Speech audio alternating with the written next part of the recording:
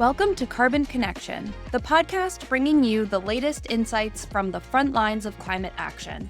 I'm Lauren Napuck with the Climate Action Reserve, and together we'll hear from industry leaders driving real progress against climate change and explore the ever-evolving world of carbon markets and climate policy.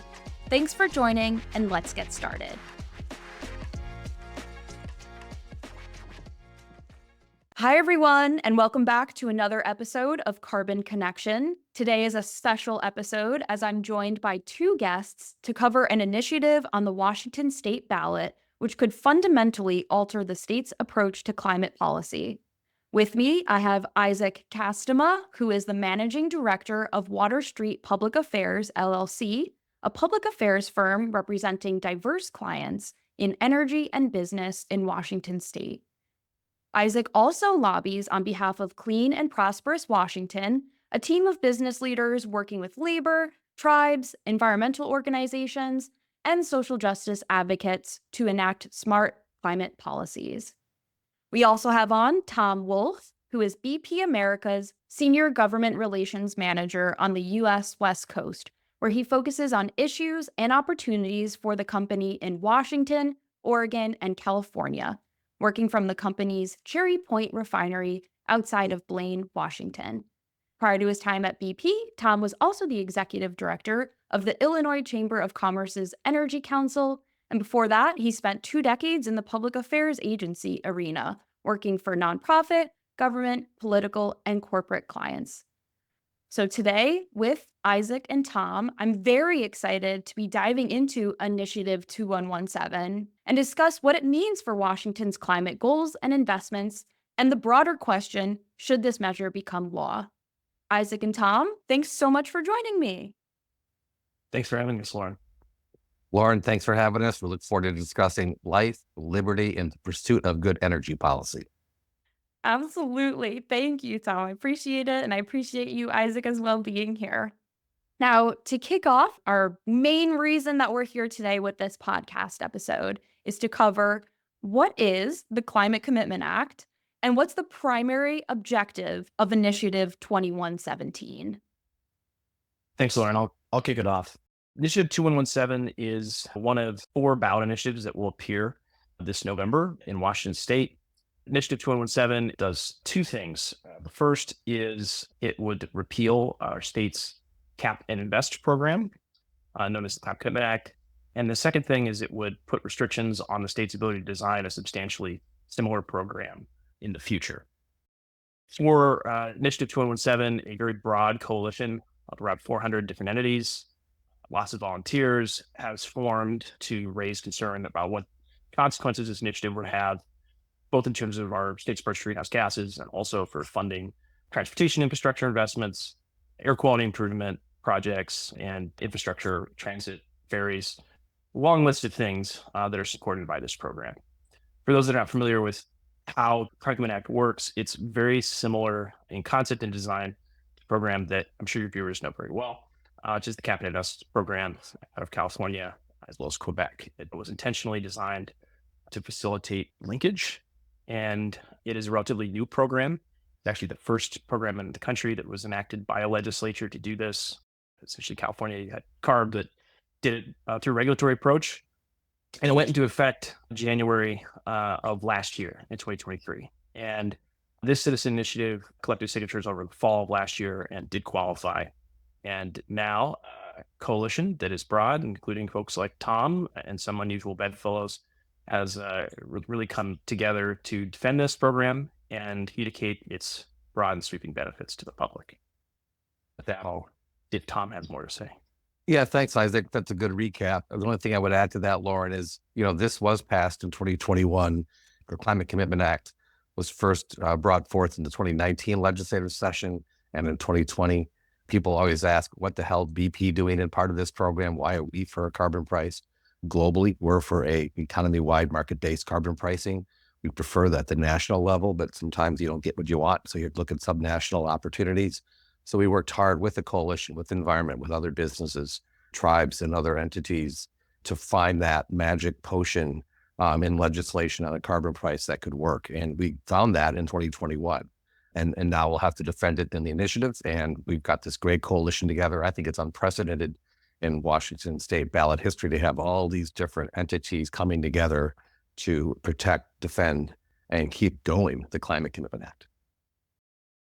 Thank you so much, Isaac and Tom. That was such an helpful overview for us to understand the Climate Commitment Act for Washington, as well as Initiative 2117, and how there are so many different hands on deck to really protect and support the environment for the state of Washington, and look at all of these different pieces of who's involved and who's at the table to push forward on this. So thank you.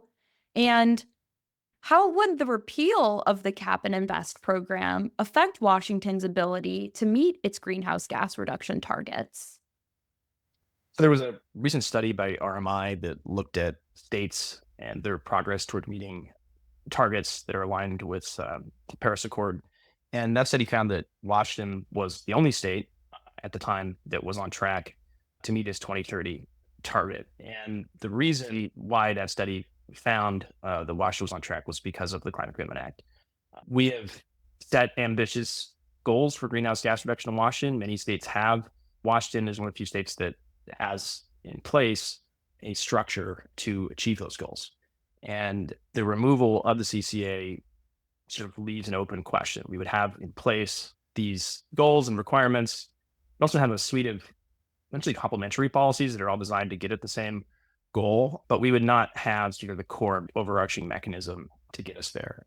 And when we think about what that means, and this really just gets to how central Climate Act is to how we've designed climate policy in Washington, a lot of the incentives that come from the Climate Act, so the auctions that are held, the revenue that is raised, that goes and is invested into programs that help offset oftentimes the burden of other regulatory requirements. We have mass investments going to electrification of vehicles, both medium and heavy duty trucks and cars and chargers that go in homes and multifamily units, HVAC equipment, building infrastructure, really a tremendous list. And if someone wants to get really nerdy into all the details, I'd recommend going to riskofrepeal.com, where there's a map that shows you that over 1,000 different data points of where all these investments are going.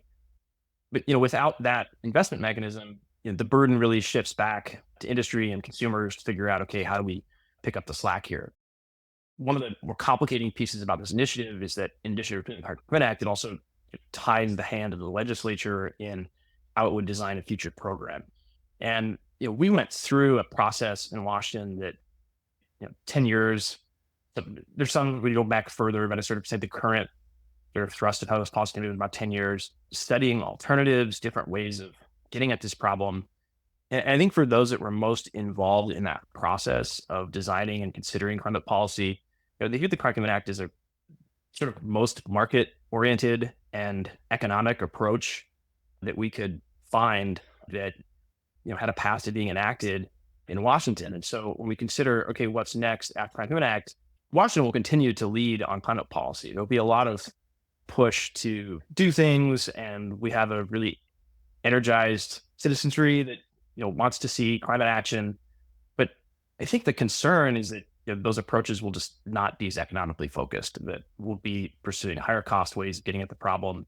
And there may be some different ways where that might be more acceptable to certain folks, but it really doesn't offer the same comprehensive benefits and the assurances to industry, consumers that we're approaching this in the most economically thoughtful way. Well, Lauren, I'd love to add something to that, but I don't think I need to. I think Isaac pretty much captured the answer to that question.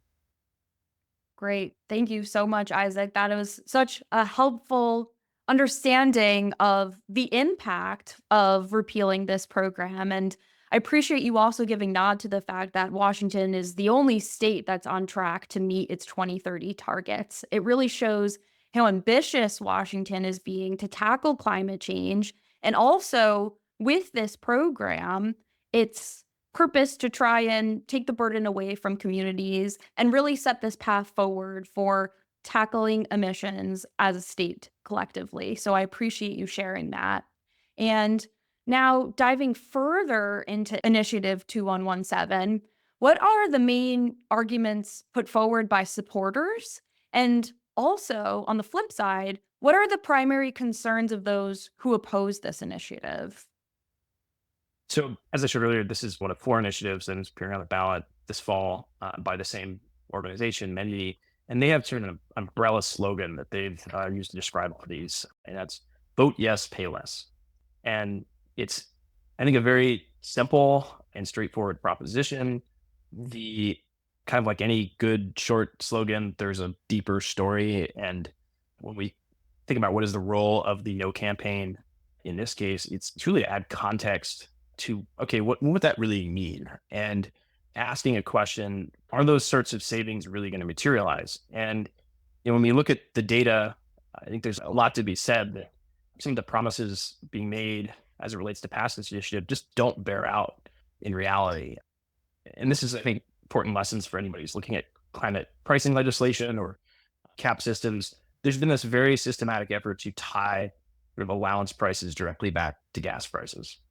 And that has been sort of a core message, that those prices and allowances directly translate back to allowance prices. And I think the story is a lot more complicated when you really look at the underlying data.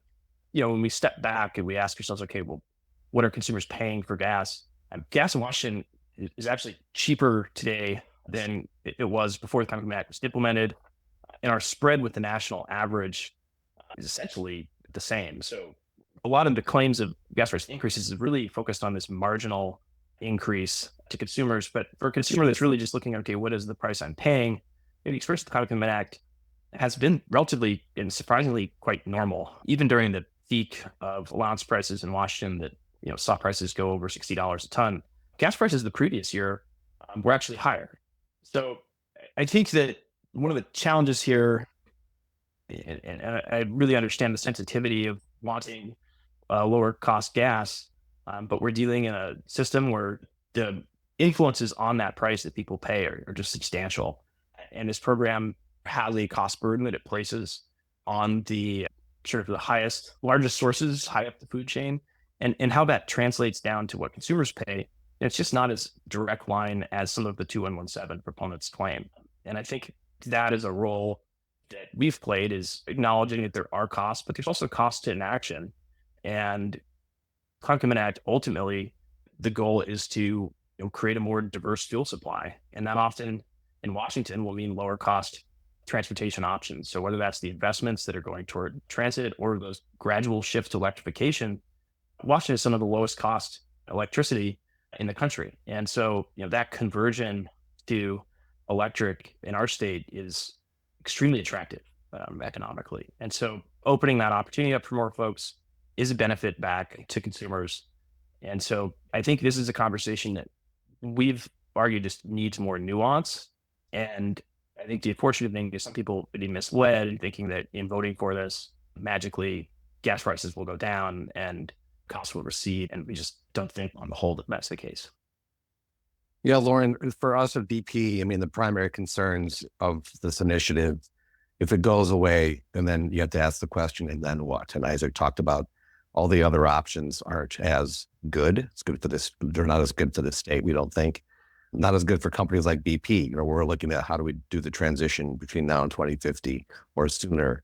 And the Climate Commitment Act gives you the carrots and sticks. It's carrots first, sticks later, to incentivize investment in our refinery, investment in other parts of the economy to lower carbon emissions of the products we make and how we make them.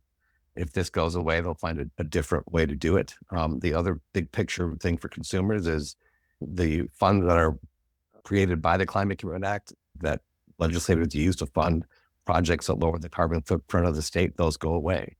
So ultimately, and then lastly, the Climate Commitment Act wasn't passed to have Washington be an island. It was passed with the idea that it would link with California and Quebec.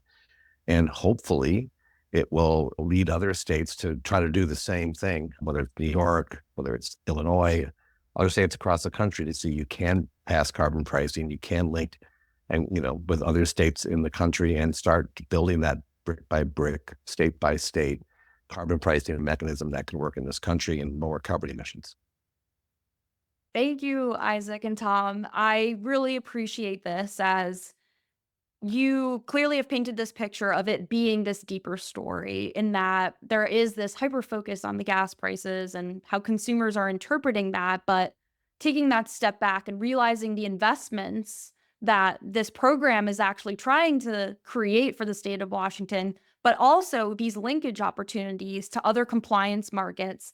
It's this bigger picture at play for tackling climate change in the state, but being able to do so in partnership with these other states also on the forefront of being leaders and innovators in this space. So it's this helpful outline that you've created outside of this kind of one piece that's being really hyper focused on as part of people wanting to say yes on the initiative. So thank you.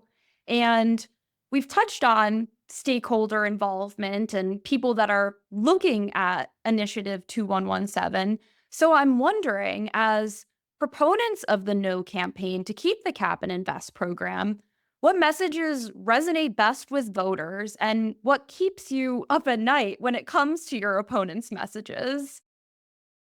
The approach by the No campaign is to give voters a broader picture of the consequences of this initiative. And when we talk to voters, we understand that there's broad support for the state taking action on climate, and there's a belief that in Washington, it's just part of who we are, and that we need an approach to this problem, that those effects that people are seeing from climate are real and meaningful in their lives, whether that's folks in Eastern Washington that are struggling with drought or wildfire risk. We have these things happening, and we do need ways of mitigating them. And there certainly are a number of voters that are principally motivated by climate and wanting to see that addressed. I think there's also voters that are motivated by traffic. And we're a growing state, and we have a lot of just broad infrastructure needs. And one of the things that this initiative does that's, I think, steps out into the climate space and then reaches commuters and folks that are interested in the economic health and the ability to move around the state is it does support massive investments in transportation. And when we passed this initiative, it was linked to a larger and broader transportation package that funded roads, bridges, highways. And this is a sort of one leg of a funding stool on this broader package. It's about 30% of that package. And so removing it leaves this open question of, okay, can we maintain the structure of what we have even outside of the climate space? So putting aside interest in bike paths and electric ferries, can we keep our roads and bridge systems on track? And, what are the consequences of this? And that's where I think the No campaign picks up even a broader interest outside of climate to say, okay, we have to fund essential infrastructure. We need to be moving forward. Well, what do you do if this goes away? Well, okay, so we have to solve the climate question, but then you also solve the funding question. And if the answer is we're going to impose a gas tax to make up for having removed the Climate Act, I don't think that's very satisfying to folks that have a desire to see lower gas prices. And so I think what we're communicating and what I think we're relying on from the voters is that they're able to entertain two thoughts at once and sort of appreciate the complexity of the situation beyond. And I think the reality is that as we've communicated, that is the case. I think we're seeing that people are, okay, there's no such thing as life without consequence. So we have to figure out how to solve these problems. They're real, they're not imaginary. And this is, on the whole, a pretty good system for doing it. Yeah, Lauren, you asked a question about what keeps me up at night when it comes to our opponents' messages. Actually, they don't keep me up at night. They have one message. It's a simple message. The vast coalition that's come together to defend the Climate Commitment Act has good messages. What keeps me up at night is, are we able to get those messages out to the voters in a way they can connect with before they start getting their ballot to the mail? I truly believe we're going to be able to do that, but voters are busy, voters are confused. There's 4 initiatives on the ballot. It's complicated. What does no mean? What does yes mean? So what keeps me up at night is just, are we going to be able to educate the voters in time on what no means so they'll vote, which I believe is in their short-term and long-term interests to vote no. I'm an optimist at heart. I think, the campaign is well run, it's well funded, and it'll be able to do that. But again, the voters will have their say. And so hopefully on November 5th and beyond, as the votes are counted, we'll come up with the right answer. Absolutely. Yes. Thank you both so much. This is a really important question that we're discussing here. In how do we ensure that voters are getting the fullest understanding of what voting yes or voting no means, and that this initiative could be taking away the funding to support transportation and infrastructure and air quality, these pinnacle pieces of everyday life here in Washington. And it's important, as you mentioned, Isaac, the effects of climate change are already being seen and felt by folks in Washington. So the state looking to protect them through the Climate Commitment Act is important to highlight here. So I really appreciate that.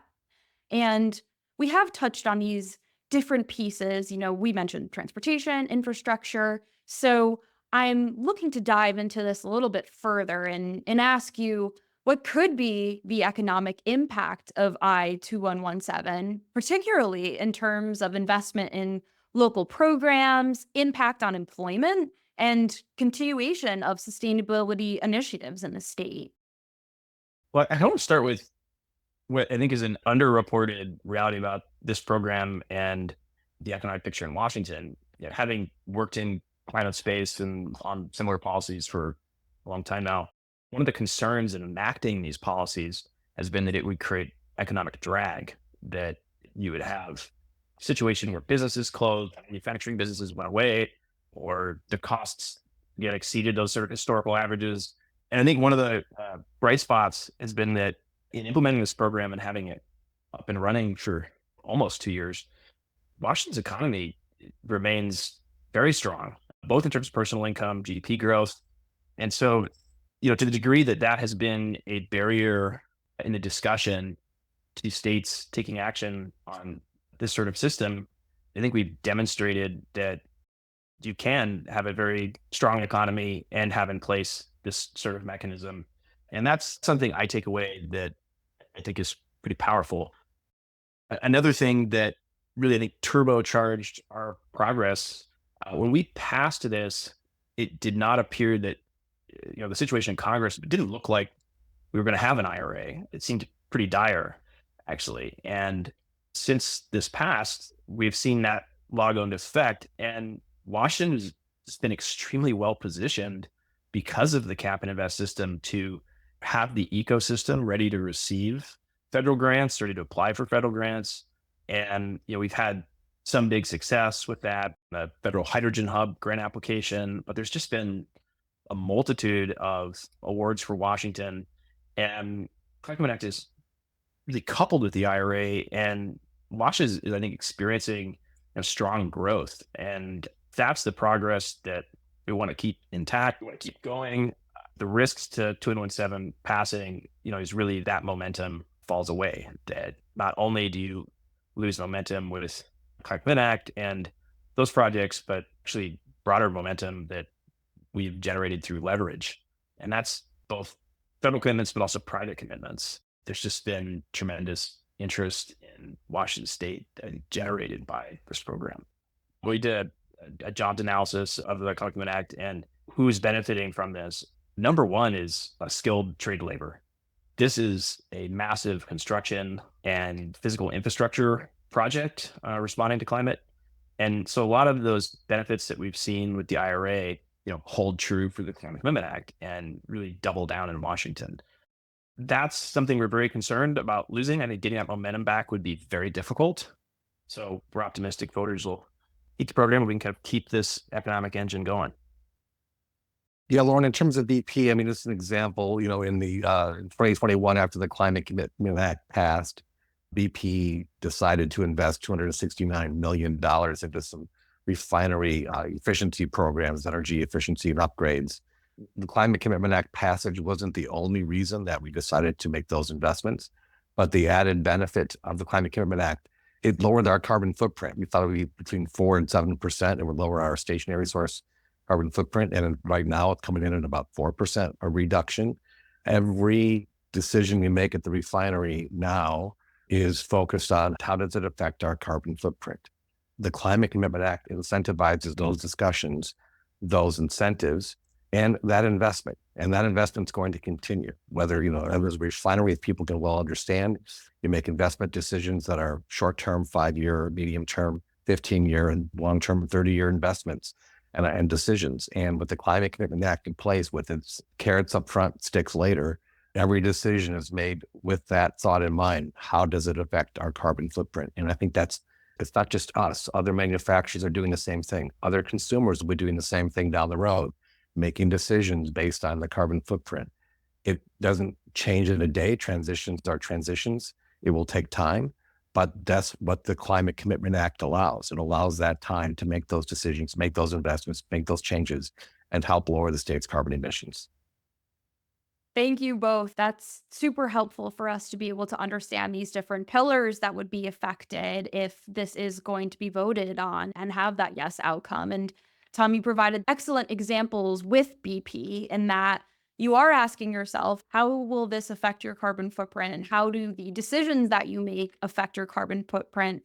And with the Climate Commitment Act, it's enabling you to be a stronger climate advocate. And with voting on yes, these federal and private commitments will be at risk. So I appreciate you sharing these examples and how it's impacting economy, impacting the creation of jobs, and preparing Washington to be this strong economy while also supporting climate action at the end of the day. So thank you for that. And looking at Washington, of course, but for other states that are looking at adopting cap and invest programs, what should they take away from this initiative and what's happening within Washington right now around your own cap and invest program? So there's, I think, tremendous lessons in the Washington experience. And it was really after we enacted this and we just had this flurry of inquiry from other states about, what is this program? How does it work? Can we do it? And so first off, just really appreciative, and it's been tremendously validating from the state's perspective to have this sort of interest in these programs. And a lot of those early discussions were based on what are the mechanistic choices you made in the policy. And I think we now see other states looking at that. One thing that was, I think, also really notable is this was the first bill to enact a cap and invest program that was quite detailed. So, it's the kind of thing that has that spreadability factor that maybe a regulation that has a very large rule that doesn't have in the same way. And so I think demonstrating that, a state that is a modest sized state, we're not California, could figure this out, get it set up. That's been, I think, an important lesson for other states looking at this. If this initiative were passed, would I be less inclined to attempt to do this? And I think behind the campaign dynamics, very different than legislative dynamics. The most surprising thing that we formed in Washington is this coalition. And it is not the usual climate coalition. We have folks like BP, Amazon, Microsoft, our state's largest electric utilities that have been engaged and are committed to this approach. And I think that has demonstrated today to be a recipe for success. It's how we enacted it, and it's how we're defending it. One thing that I think is really interesting in the approach of doing this through the legislature is that where has the initiative, there has not been any campaign that has been launched at the candidate level where an individual candidate has sort of paid a price for a vote in support of this. And I think that's really interesting in terms of having those discussions with lawmakers about, what does this mean? And should I take this vote? Is this something that I should support? To just not have this sort of come back on individual candidates, and voters, as they're evaluating candidates, understand and appreciate why they voted this way. I think that's a big deal. And, something that doesn't get a lot of airtime, and that as the campaign has gotten more intense, has frailed a bit. But we actually had some really important bipartisan moments over the course of this law coming together. We had a bill that we sort of called it a cleanup bill, which was after we enacted it. We came back and made some modest changes, and that had a bipartisan support. The appropriations of these funds have been another bright spot where we've seen bipartisan votes in support of these budgets. And a lot of these funds, they're not all just going to Democratic districts that support it. It's going all across the state. And so I have some optimism that if we succeed and this initiative goes away, that we can build on that and have a stronger consensus. So I have not foreclosed on that possibility. And so I think we will look back at this win or lose as having been, a really important step for Washington and something that I think other states, it's been worth the experience. And I would encourage them to keep pushing on it. Lauren, I'm reminded of the story from David Axelrod, the political consultant for Barack Obama, when they were trying to pass the Affordable Care Act.